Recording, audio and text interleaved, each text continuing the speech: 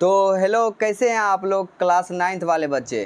उम्मीद है आप लोग अच्छे होंगे और मन लगाकर पढ़ रहे होंगे। तो स्वागत है आपका न्यू विद्या मंदिर क्लासेस में। तो कैसा चल रहा है आप लोगों का पढ़ाई। तो इससे पहले जो है इससे पहले कुछ क्लास हो चुका है क्लास 9th वाले बच्चे का, जिसमें कि हम लोग ने इसके जस्ट पीछे वाले क्लास में केंद्रिका तक पढ़ा था और आज इस क्लास में केंद्रिका से आगे बढ़ेंगे।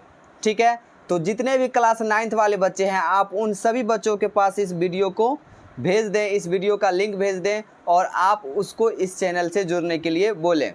ठीक है, तो केंद्रिका तक हो चुका था। एक बार केंद्रिका को फिर से रिवाइज करते हुए हम क्लास को आगे करते हैं। तो सीधा क्लास को आगे करते हैं। ठीक है, तो देखिए हम लोग ने पिछले क्लास में केंद्रिका तक पढ़ चुका था। तो केंद्रिका के बारे में क्या बताए थे कि केंद्रक के अंदर केंद्रक द्रव में एक छोटी गोलाकार या अंडाकार रचना होती है जिसे केंद्रिका कहते हैं। आप लोग को इससे पीछे वाला क्लास में ये सारा कुछ बता दिया गया है। ठीक है, तो केंद्रिका किसे कहते हैं। केंद्रक केंद्रक द्रव में एक छोटी गोलाकार या अंडाकार रचना होती है जिसे केंद्रिका कहते हैं, या इंग्लिश में न्यूक्लियोलस कहते हैं। बोला क्रम क्रिया, थोड़ा सा ततरा गए क्या।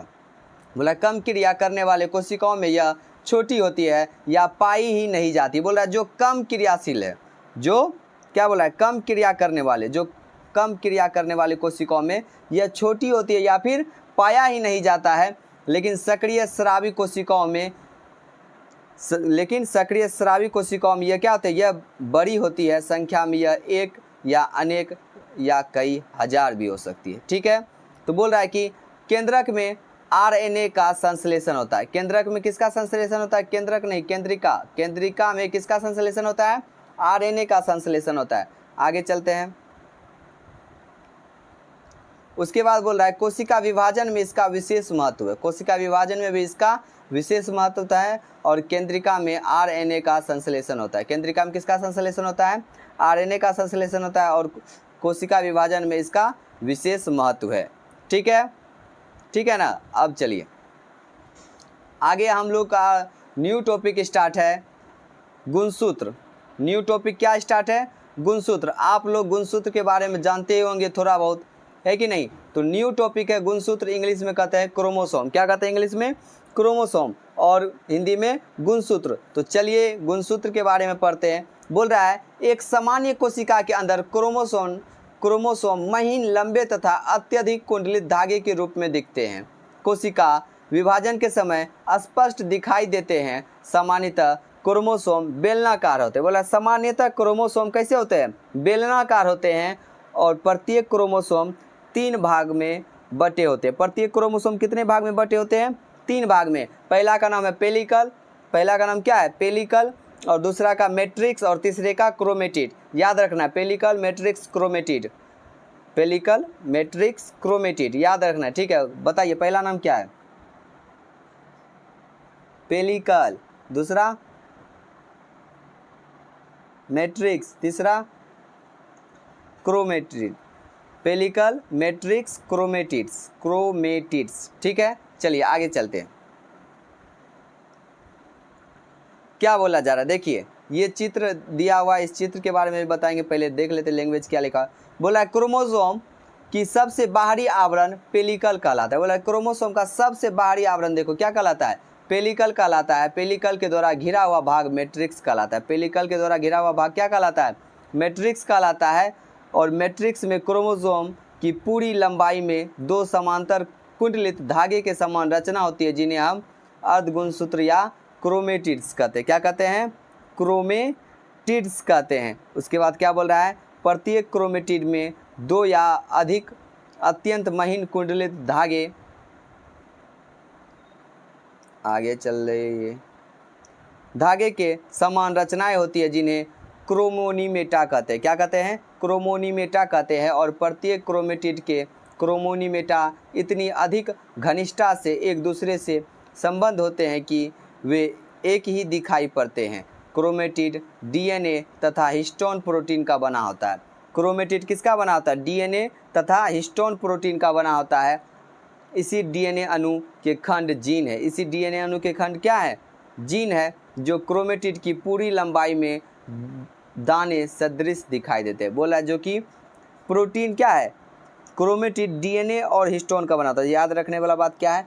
क्रोमेटिड जो है डीएनए तथा हिस्टोन प्रोटीन का बना होता है, और इसी डीएनए के अणु में के खंड जीन है। इसी डीएनए अणु के खंड क्या है? जीन है, जो क्रोमेटिड की पूरी लंबाई में क्रोमेटिड की पूरी लंबाई में दाने के जैसा, किसके तरह?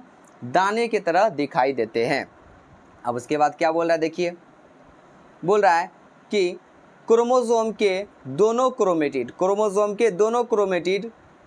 किससे जुड़े होते हैं? क्रोमोसोम के दोनों क्रोमेटिड एक स्थान, कहाँ पे? आप लोगों को बताया गया है कि क्रोमोसोम के दोनों क्रोमेटिड एक स्थान पर सेंट्रोमियर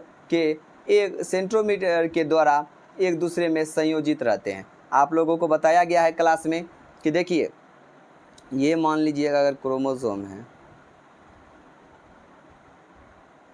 यहाँ पे ये जो जुड़ा हुआ इसी को हम क्या कह देते हैं? सेंट्रोमियर। क्या कह देते हैं? सेंट्रोमियर कहते हैं। कहते कि नहीं? लाइट ही कट गया, लाइट कट गया, तो इसको हम क्या कहते हैं? सेंट्रोमियर कहते हैं। आ भी क्या? चलिए, क्या कहते हैं? क्या बताए कि क्रोमोसोम के दोनों क्रोमेटिड एक स्थान पर सेंट्रोमियर के द्वारा एक दूसरे से संयोजित रहते हैं। सेंट्रोमियर एक महत्वपूर्ण रचना है जो क्रोमोसोम के आकार को निश्चित करता है। क्रोमोसोम के आकार को निश्चित करता है तथा कोशिका विभाजन के समय तर्कसूत्र यानी स्पिंडल फाइबर से क्रोमोसोम के संकलन करता है। सेंट्रोमियर की उपस्थिति के कारण क्रोमोसोम दो भागों में बढ़ जाता है। इन दोनों भागों को बाहु या आर्म कहते हैं। दोनों बाहुओं के संधि स्थल पर एक संकुचन होता है जिसे प्राथमिक संकुचन या प्राइमरी कंस्ट्रिक्शन कहते हैं। कभी कभी क्रोमोसोम की बाहुओं में प्राइमरी कंस्ट्रिक्शन के अतिरिक्त एक अन्य संकुचन पाया जाता है जो क्या कहलाता है?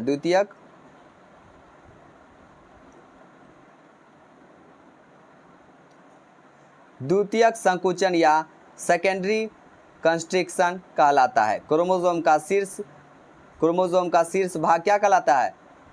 टेलोमियर। क्या कहलाता है? टेलोमियर कहलाता है। चलिए एक बार हम चलते हैं क्रोमोसोम की संख्या पे। कहाँ चलते हैं? आराम से चलते हैं क्रोमोसोम की संख्या पे, बस लास्ट टॉपिक है। क्रोमोसोम की संख्या पे चलते हैं। बोल रहा है सभी जीव की कोशिकाओं में के केंद्रक में पाए जाने वाले क्रोमोसोम की संख्या निश्चित होती है, जैसे मानव के शरीर। जैसे किसका शरीर? मानव का शरीर। जैसे मानव शरीर की कोशिकाओं में 46 क्रोमोसोम, ड्रोसोफिला की कोशिकाओं में 8 क्रोमोसोम, मकई के पौधों की कोशिकाओं में 20 क्रोमोसोम, टमाटर के पौधों की कोशिकाओं में 24 क्रोमोसोम और आलू के पौधे की कोशिकाओं में 48 क्रोमोसोम पाए जाते हैं। और ये क्रोमोसोम सदा जोड़े में रहते हैं। ये क्रोमोसोम सदा किस में होते हैं? जोड़े में होते हैं। एक जोड़े के दोनों क्रोमोसोम हमेशा एक दूसरे के समान होते हैं। बोला क्रोमोसोम हमेशा जोड़े में होते हैं और एक दूसरे के क्या होते हैं? समान होते हैं। इसलिए ये दोनों समजात क्रोमोसोम कहलाते हैं। क्या कहलाते हैं? समजात क्रोमोसोम, यानी इंग्लिश में होमोलोगस क्रोमोसोम कहलाते हैं।